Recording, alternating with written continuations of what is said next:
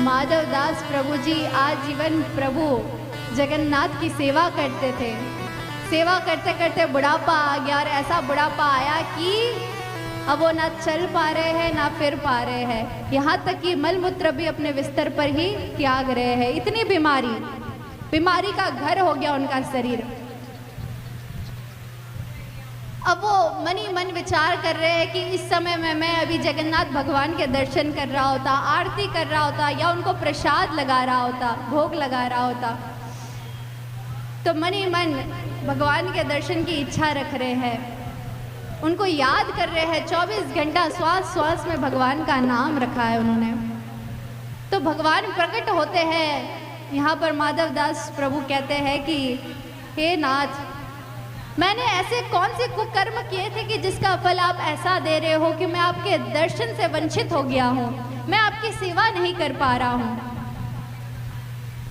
तो इस प्रकार से जब उन्होंने कहा तो यहाँ पर प्रभु ने कहा कि तुम्हारे पिछले जन्मों के कुछ कर्म ऐसे रहे थे, यदि उस कर्मों को इस जन्म में तुमने नहीं भोगा तो तुम्हें फिर से जन्म लेना पड़ेगा और फिर से इस मृत्यु लोक में आकर के कष्ट भोगना पड़ेगा।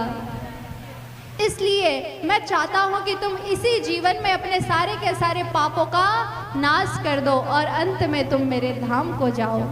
इसलिए तुम्हें मैं इतना कष्ट दे रहा हूँ। मीराबाई के जीवन में कम कष्ट था, क्यों कष्ट आया? मुक्ति प्रदान करनी थी भगवान को उनको।